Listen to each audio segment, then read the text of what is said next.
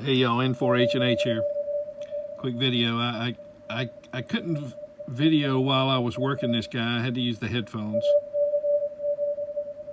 Oh, he came up a little bit there. Sirius Ghost Station in Costa Rica on the 15-meter band.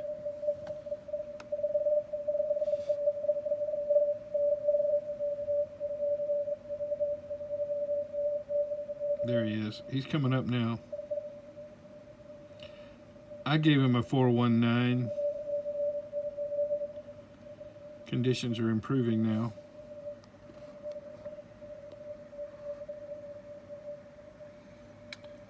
I had to,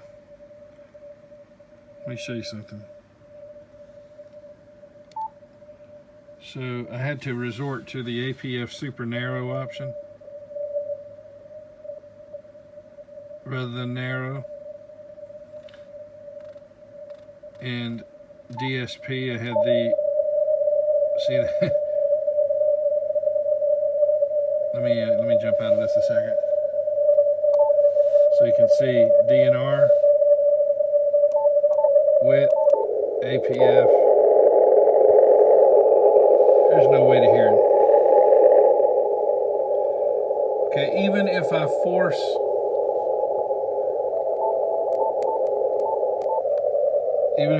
the radio to the internal 300 hertz, you can tell somebody's there, and that's about it.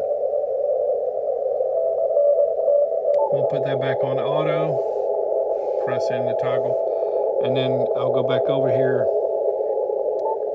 engage the DNR, audio peak filter.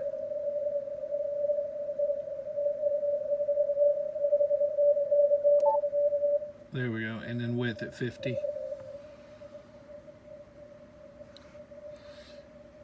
And a while ago, since he was even lighter, I went to the super narrow, which cuts out a little bit more of the noise. It'll cut the volume a little bit too here. We turn the volume up. When they're that weak, if you go to super narrow, it'll take a little bit more of that noise out.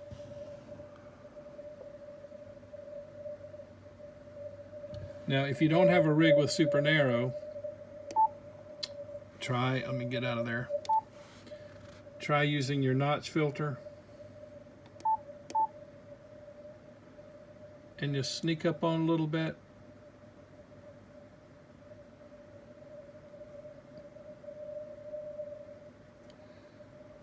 Looks like 500 took care of it. I don't know if he's still sending. I don't hear him now. Notch filter off. I heard a det.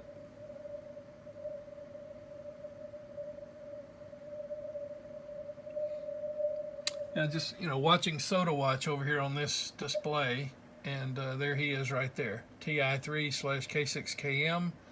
He's in Costa Rica, 21.061.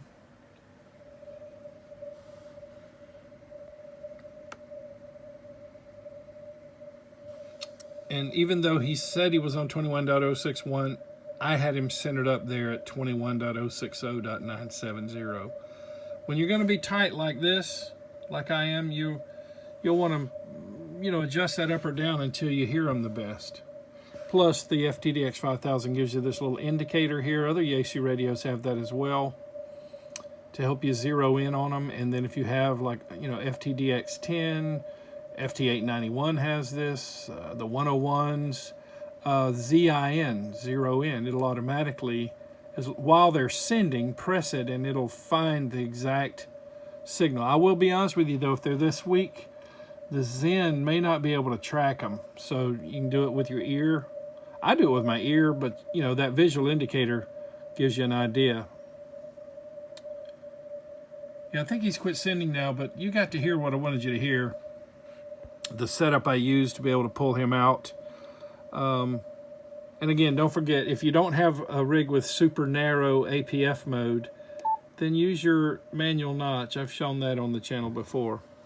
Well, there you go. I wish I could have filmed me chasing him, but you wouldn't have been able to hear him. I had to use the headphones.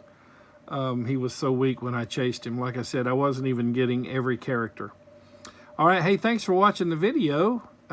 Shout out to the Patreon team who bring you these videos. And if you would like to join that team and help me continue to bring this type of content, I'll put the web address at the bottom of the screen here, patreon.com/N4HNH. Hey, do me a favor, share the video with friends who you think might enjoy seeing this type of content. My channel is mostly about strategy, how to work the rigs to maximize their capabilities to dig out. I love the challenge of chasing these soda operators because they're typically running QRP. And sometimes, 2,000, 2,200 miles away, that's quite a challenge because I'm using wire antennas, wire dipoles.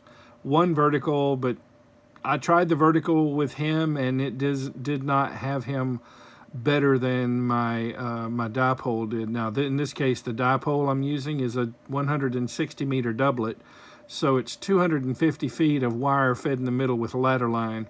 It has tremendous gain up here on the 15 meter band.